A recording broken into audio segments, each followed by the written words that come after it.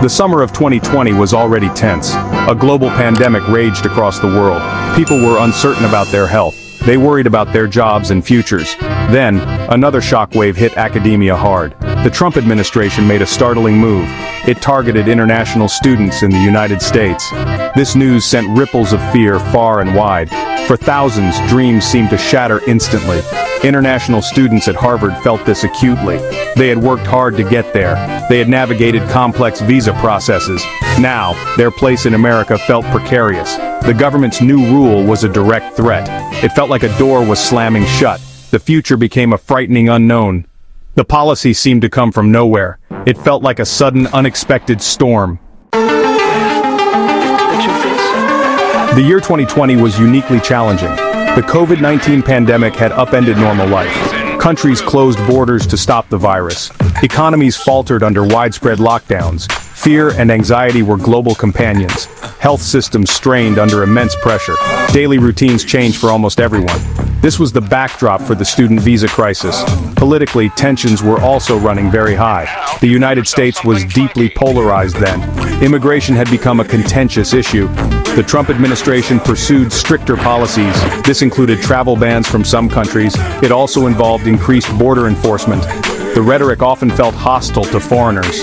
This created an atmosphere of unease for many. International relations were also quite strained. America's ties with some nations were frayed. The new rule came from U.S. Immigration and Customs Enforcement. ICE announced it in early July 2020. The core of it was quite specific. It targeted international students holding F1 visas. These visas are for academic study programs. The rule focused on online course loads. This was critical during the pandemic. Many schools were moving entirely online. The directive stated a harsh new reality. International students could not stay in America, not if their universities went fully online. They would have to attend in-person classes. If not, they faced serious consequences. They might have to leave the United States, or they could be deported from the country. This was a shocking ultimatum for students. The timing made the rule particularly cruel. The pandemic was still a major public health crisis. Forcing in-person classes seemed very risky. Section 4. Standing firm, Harvard and MIT launch a legal battle. Harvard University did not stay silent. The Massachusetts Institute of Technology also acted. These two leading institutions joined forces. They decided to fight the new ICE policy. They filed a lawsuit against the Trump administration. This happened very quickly after the rule. It was a bold and significant move.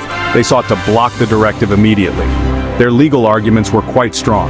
Harvard and MIT said the policy was unlawful. They argued it was arbitrary and capricious. It disregarded the realities of the pandemic. It also threatened academic freedom deeply. Universities needed to decide how to teach. The government should not dictate this choice, especially not during a public health emergency. The lawsuit highlighted the policy's harm. It would disrupt students' lives severely. Section 5. More than just numbers. The true cost of losing students. International students are vital to Harvard. They are vital to many American universities. They bring diverse perspectives to classrooms. They enrich the academic environment greatly.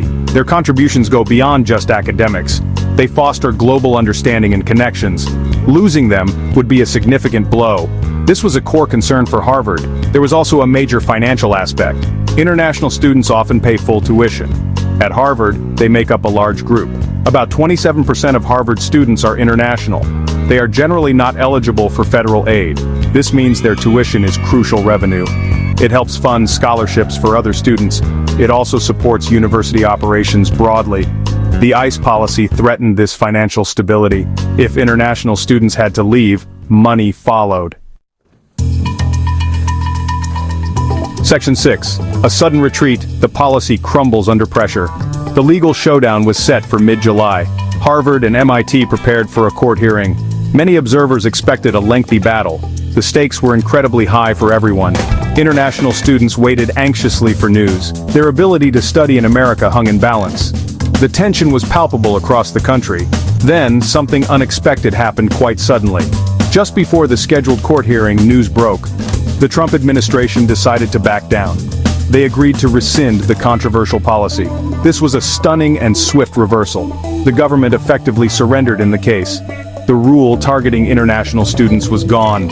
It happened without a judge issuing a ruling. The pressure had clearly become too much. The news brought immense relief to many.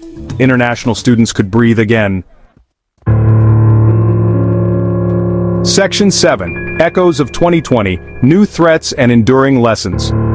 The 2020 incident was a stark warning. It showed that even top universities were vulnerable. Political decisions could disrupt education profoundly.